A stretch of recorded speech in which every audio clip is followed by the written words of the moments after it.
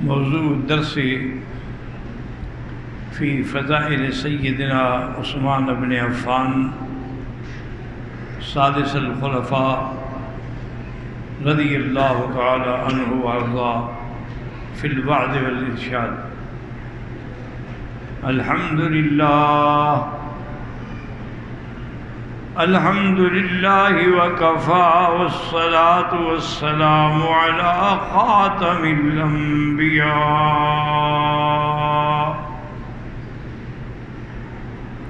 سیدنا وحبیبنا محمد المصطفى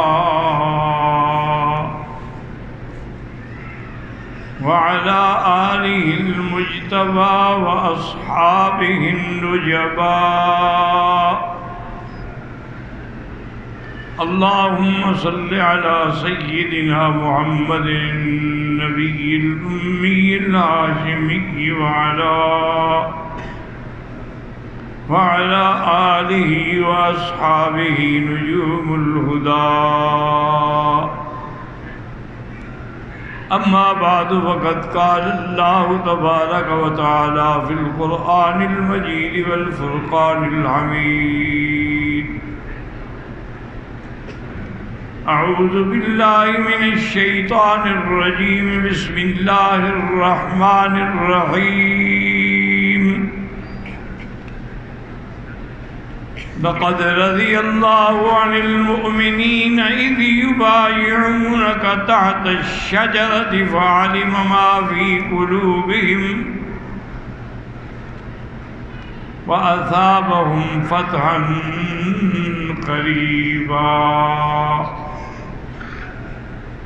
قال النبي صلى الله عليه وسلم إن لكل نبي رفيق ورفيقي في الجنة عثمان رضي الله تعالى عنه وأرضاه۔ صدق الله العلي العظيم وصدق رسوله النبي الكريم، ونحن على ذلك لمن الشاهدين ومن الشاكرين والحمد لله رب العالمين۔ رب اشرح لي صدري ويسر لي أمري واحلل عقدة من لساني يفقهوا قولي، رب زدني علما سبحانك لا علم لنا إلا ما علمتنا إنك أنت العليم الحكيم۔ برادران اسلام، واجب الاحترام بزرگوں، دوستوں، بھائیوں، عزیز نوجوانوں،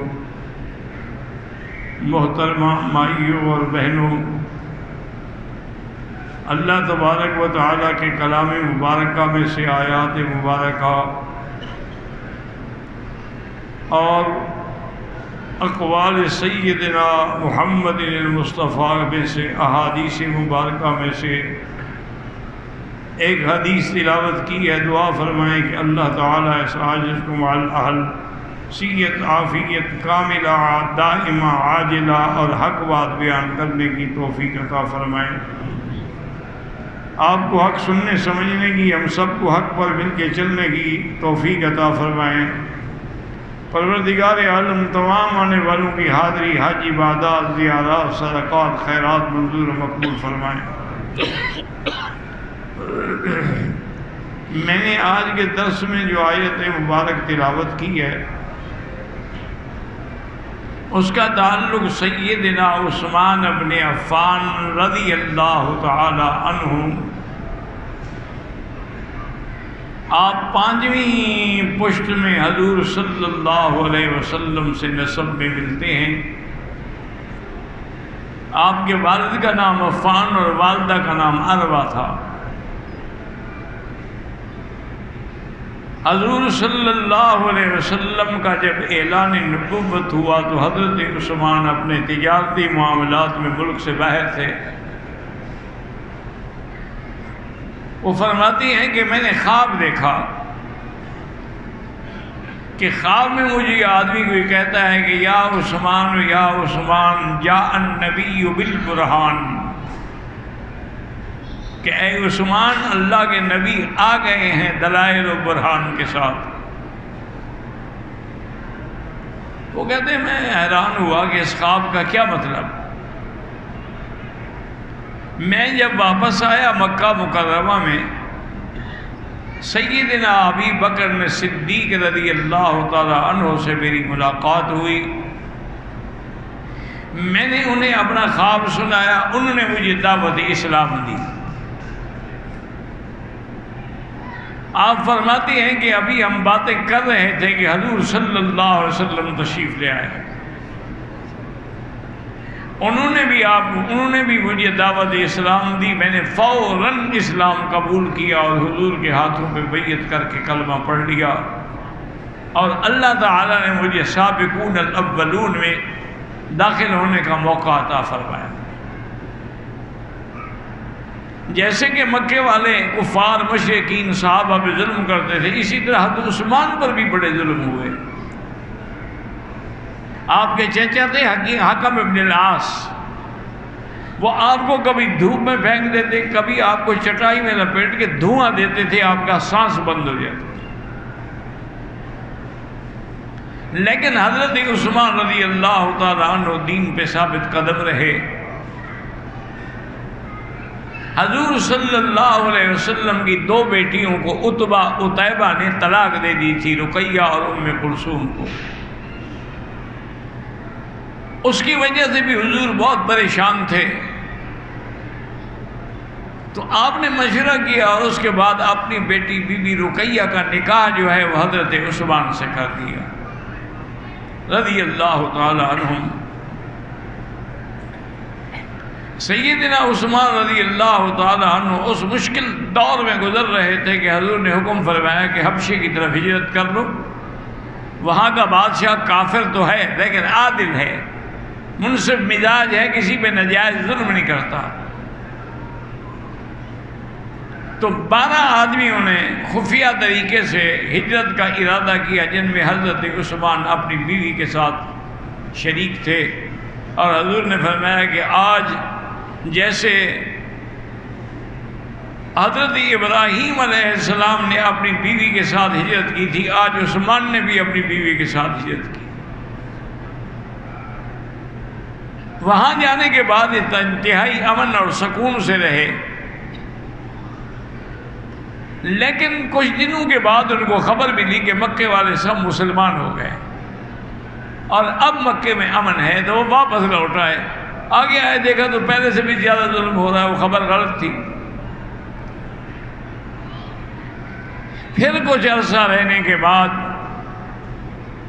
حضرت عثمان رضی اللہ تعالی عنہ اور دیگر صحابہ تقریباً 100 آدمی کا قافلہ خفیہ طریقے سے آہستہ آہستہ مکے سے نکل کے ہجرت کر کے حبشہ پہنچ گیا۔ ان میں بھی حضرت عثمان اپنی بیوی کے ساتھ رضی اللہ تعالی عنہ وارضاہ۔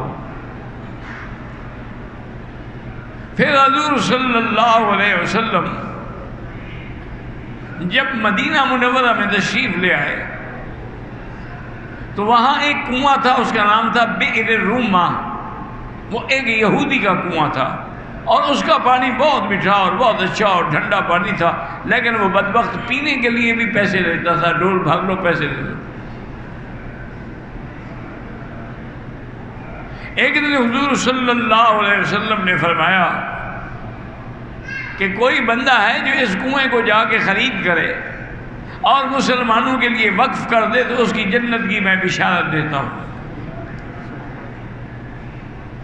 حضرت عثمان رضی اللہ تعالی عنہ گئے اور یہودی سے بات کی۔ 20,000 درہم میں اس زمانے میں آپ نے وہ کنواں خریدا اور اس کی تحریر لا کے حضور کی خدمت میں رکھی کہ یا رسول اللہ میں نے وقف کر دیا مسلمانوں پر۔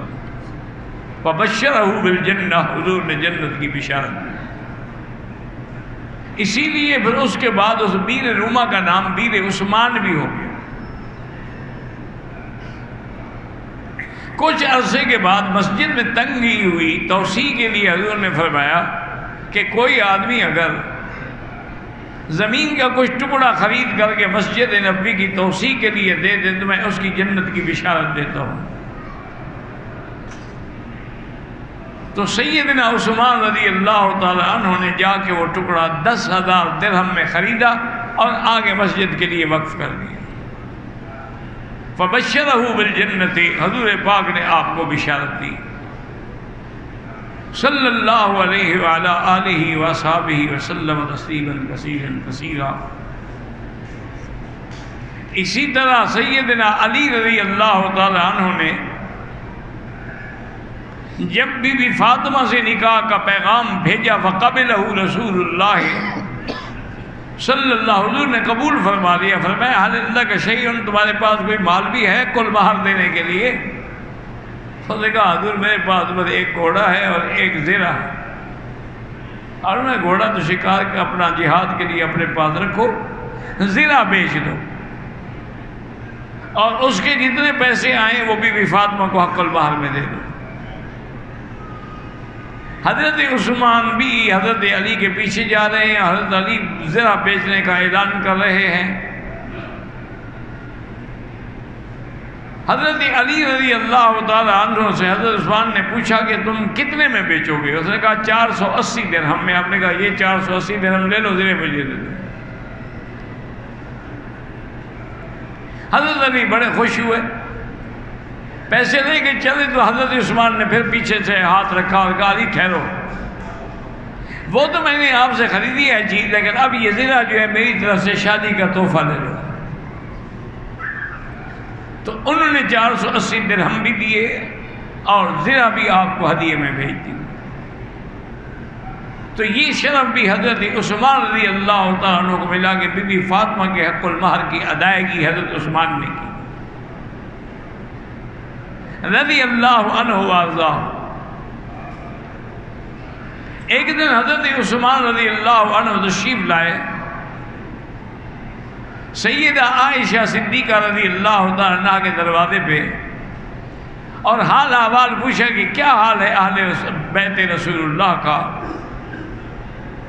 تو بی بی عائشہ نے فرمایا عثمان کیا پوچھتے ہو، 4 دن سے متواتر حضور فاقے سے ہیں اور ہم سب فاقہ سے ہیں، گھر میں کچھ بھی نہیں۔ فبکا عثمان رضی اللہ عنہ، حضرت عثمان رونے لگ گئے، اپنے گھر گئے، غلام کو بلایا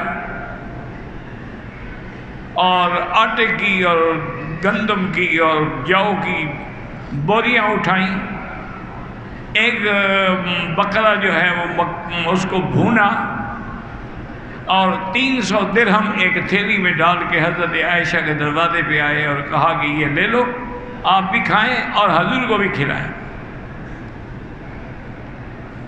حضرت عثمان چلے گئے، حضور جب آئے دیکھا کہ خوشبو آ رہی ہے گوشت کی اور کھانے کی، فرمایا رسبتم من بعدی شیئا، کوئی چیز پہنچی آپ کو؟ انہوں نے کہا حضور یہ بھنی ہوئی بکری ہے۔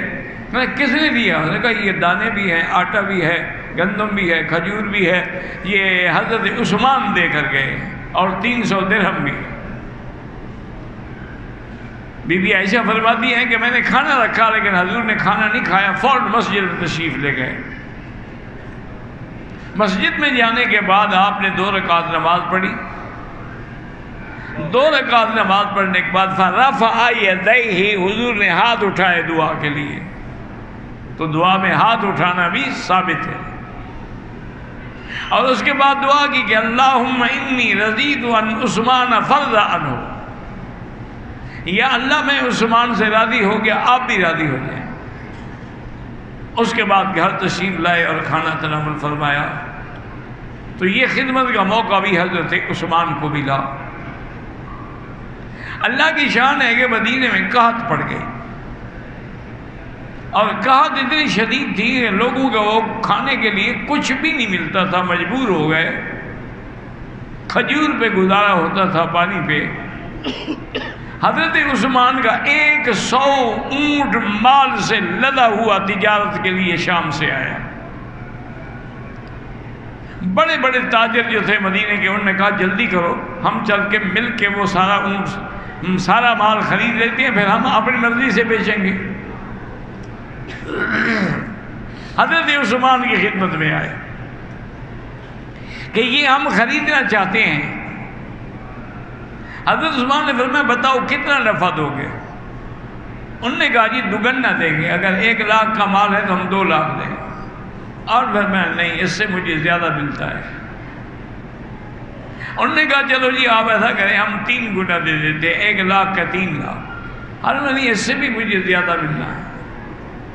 انہوں نے کہا جی ہم 4 گنا دے دیں گے، 1 لاکھ کے مال پہ 4 لاکھ۔ اور انہوں نے کہا اس سے بھی مجھے زیادہ ملتا ہے، اگر دے سکتے تو اور بڑھا۔ انہوں نے کہا کون تاجر ایسا ہو سکتا ہے؟ ہم سارے تو یہاں موجود ہیں، اور کون ہے جو آپ کو اس سے زیادہ دے رہا ہے؟ آپ نے فرمایا وہ میرا اللہ ہے، مجھے 10 گنا دے رہا ہے۔ اس نے فرما دیا ہے کہ من جاء بالحسنۃ فلہ عشر امثالھا، تو میں 4 گنا لے کے کیا کروں گا؟ آپ نے غلاموں کو حکم دیا کہ سارا مال و اسباب جو ہے غریبوں میں، مدینے کے فقراء میں تقسیم کرو۔ جب مال تقسیم ہو گیا، اور پھر میں ایسا کرو یہ باردانہ ہے، بوریاں ہیں، جو بھی ہیں، یہ بھی سب تقسیم کر دو۔ انہوں نے وہ بھی تقسیم کر دی۔ فرمایا ایسا کرو کہ یہ 100 اونٹ جو ہے یہ بھی ذبح کر کے گوشت بھی مدینے والوں میں تقسیم کر دو۔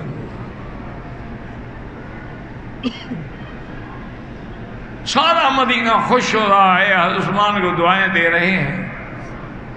حضرت عباس فرماتے ہیں کہ میں نے خواب دیکھا کہ حضور صلی اللہ علیہ وسلم ایک عجیب خوبصورت سواری پہ سوار ہیں، اور آپ کے جوتے بھی نورانی ہیں، لباس بھی نورانی ہیں، آپ کے ہاتھ میں چھڑی بھی نورانی ہے،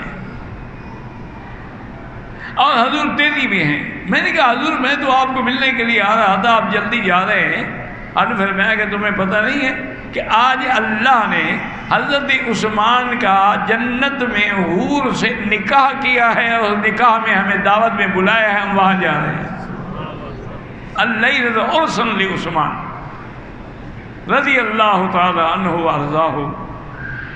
تو حضرت عباس فرماتے ہیں کہ میں نے حضرت عثمان کو یہ خواب سنایا، فبکا عثمان، خوشی سے حضرت عثمان رو پڑے رضی اللہ تعالی عنہ وارضاہ۔ اسی طرح صحیح روایات میں ہے کہ بی بی عائشہ صدیقہ فرماتی ہیں ایک دن حضور میرے گھر میں بے تکلفی جیسے ہاتھ رکھ کے لیٹے ہوئے تھے، اور آپ کی چادر مبارک جو ہے وہ چھوٹی پنڈلی سے بھی کچھ اوپر تھی۔ حضرت ابو بکر نے اجازت مانگی، آپ نے اجازت دی، آئے بیٹھ گئے، آپ نے اسی طرح لیٹے رہے۔ حضرت عمر آئے، اجازت مانگی، آپ نے دے دی، لیکن اسی طرح بے تکلفی سے لیٹے رہے۔ ثم استأذن عثمان، پھر حضرت عثمان نے اجازت مانگی، تو حضور اٹھ کے بیٹھ گئے اور اپنا کپڑا مبارک بھی ٹھیک کیا۔ فجلس فسوى ثوبه، حضرت عثمان آئے، بیٹھے جب چلے گئے، میں نے کہا کہ یا رسول اللہ صلی اللہ علیہ وسلم، میرے ابا آئے تو آپ لیٹے رہے، کوئی اہتمام نہیں کیا، عمر آئے تو کوئی اہتمام نہیں کیا، عثمان کے لیے آپ بن سنور کے اٹھ کے بیٹھ گئے۔ فرمایا اب تمہیں پتہ نہیں، ان الملائکۃ یستحیی من عثمان فکیف لا استحیی منہ، اللہ کے فرشتے بھی عثمان سے حیا کرتے ہیں، میں کیسے نہ کروں؟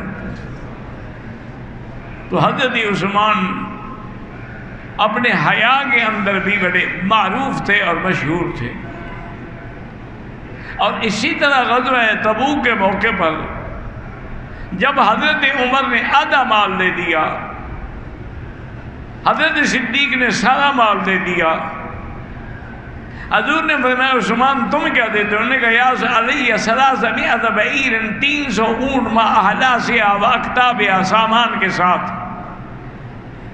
آپ نے پھر فرمایا، انہوں نے کہا اس طرح میں اور 300 اونٹ دوں گا، حتیٰ کہ آپ نے 900 اونٹ اور 100 گھوڑے بمائے ساز و سامان اور 5 کلو سونے کی تھیلی لا کے حضور کے سامنے رکھی دیناروں کی۔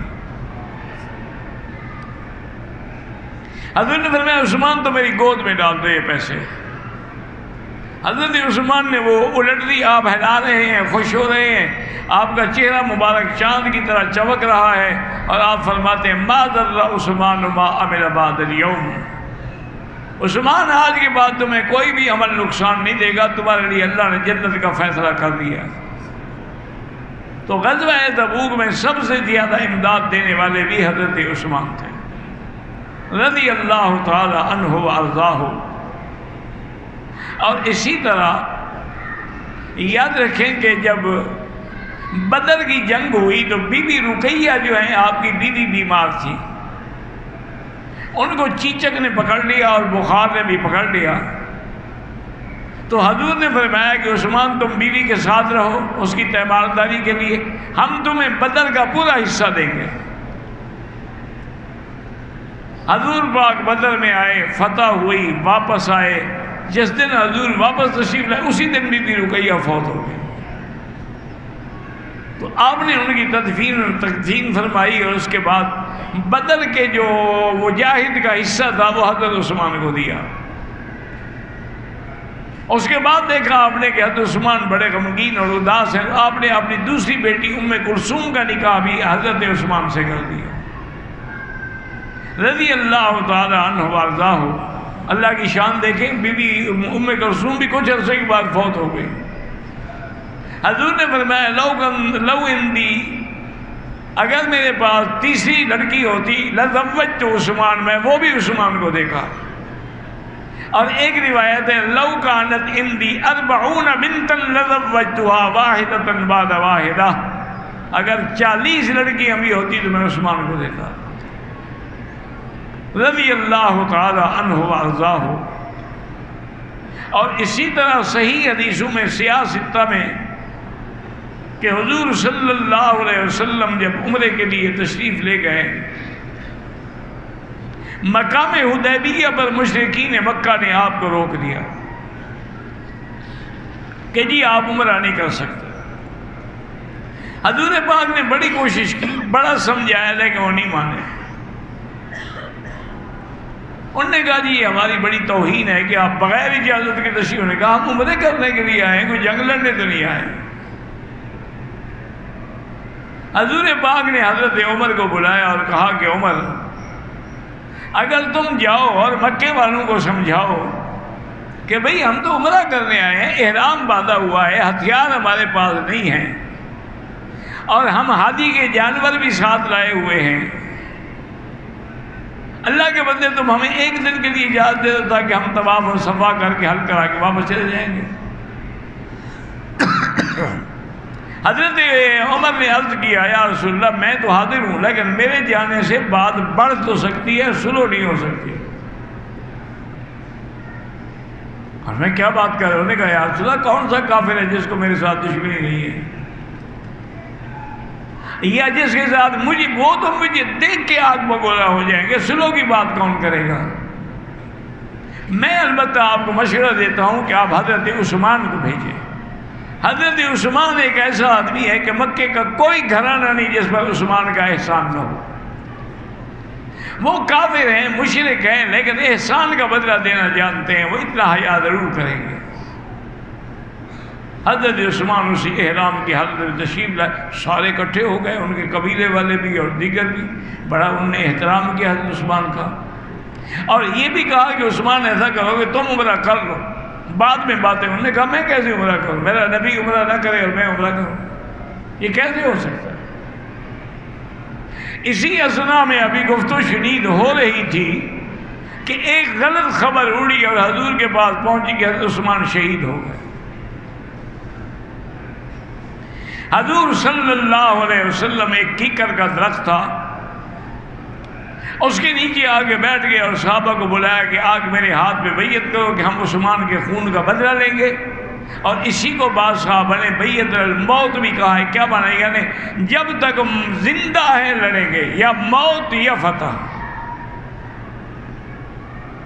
سب صحابہ نے آ کر آپ کے ہاتھ پہ بیعت کی، اور اس کے بعد اللہ نے قرآن پاک میں آیات نازل فرمائیں جو قیامت تک پڑھی جائیں گی۔ لَقَدْ رَضِيَ اللَّهُ عَنِ الْمُؤْمِنِينَ إِذْ يُبَايِعُونَكَ تَحْتَ الشَّجَرَةِ فَعَلِمَ مَا فِي قُلُوبِهِمْ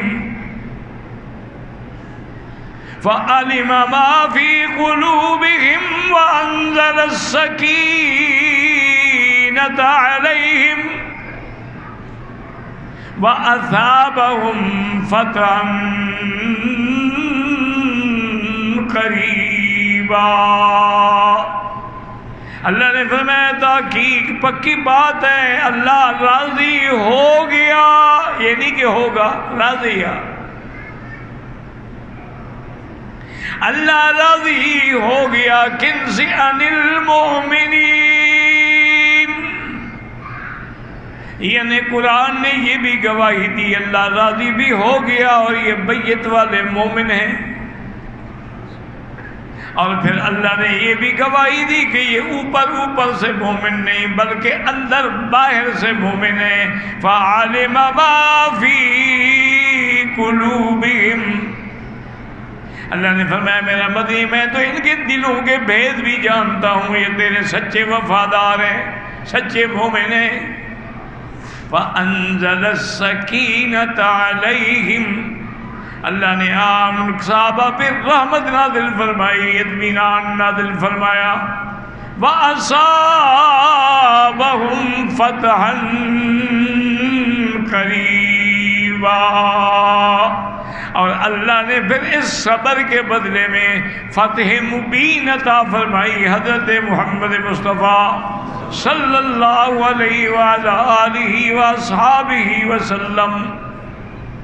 اب حضور نے فرمایا صحابہ سے کہ ٹھہرو، ہو سکتا ہے کہ میرا عثمان زندہ ہو، اور یہ اتنی بڑی بشارت نازل ہوئی ہے، لہذا میں چاہتا ہوں تم گواہ ہو جاؤ کہ ہذہ یدی وہذا ید عثمان، یہ میرا ہاتھ ہے، یہ عثمان کا ہاتھ ہے، میں بیعت کرتا ہوں عثمان کی۔ تو یہ مقام بھی حضرت عثمان کو ملا کہ حضور نے اپنے ہاتھ کو حضرت عثمان کا ہاتھ قرار دیا، رضی اللہ تعالی عنہ وارضاہ۔ اور وہ بھی، اور یہ ساری بیعت جو ہے، یہ روافض اور شیعہ جو کہتے ہیں کہ عثمان نہیں تھے، وہ تو ہوئی عثمان کے لیے ہے، اور اس سے بڑی بیعت کیسے ہوگی کہ حضور نے اپنے ہاتھ کو عثمان کا ہاتھ قرار دے کے بیعت کی۔ اور اللہ تبارک و تعالی نے قرآن نازل فرمایا، تو یہ مقام بھی صرف سیدنا عثمان کو ملا ہے۔ اس لیے یاد رکھیں کہ سیدنا عثمان رضی اللہ تعالیٰ عنہ کو صحابہ کہتے تھے ذوالہجرتین، دو ہجرتیں کرنے والا، پہلے آپ نے حبشہ کی پھر دوبارہ کی، اور کہتے تھے ذوالنورین، اور کوئی صحابی نہیں جس کے گھر میں اللہ کے نبی کی دو بیٹیاں آئی ہوں۔ تو آپ کے گھر میں بی بی رقیہ بھی آئی، ام کلثوم بھی آئی، تو ذوالنورین بھی آپ ہوئے، ذوالحجرتین بھی آپ ہوئے، اور ذوالبشارتین، اور دو خوشخبریاں جنت کی۔ ایک جب آپ نے بیر روم خریدا تو حضور نے جنت کی خوشخبری دی، اور ایک جب مسجد نبوی کے لیے زمین کا ٹکڑا خریدا تو آپ نے جنت کی بشارت دی۔ تو ذوالبشارتین بھی حضرت عثمان ہیں، اور شرکتین بھی عثمان ہیں کہ صلح حدیبیہ میں بیعت رضوان میں شریک نہیں تھے، لیکن حضور نے ان کو شریک کر دیا، اور بدر میں شریک نہیں تھے لیکن حضور نے ان کو شریک کر دیا۔ اس لیے صحابہ کہتے ہیں کہ ذوالحجرتین بھی عثمان ہے، ذوالبشارتین بھی عثمان ہے، ذوالنورین بھی عثمان ہے، اور ذوالشرکتین بھی عثمان ہے، رضی اللہ تعالی عنہ وارضاہ۔ واللہ اعلم۔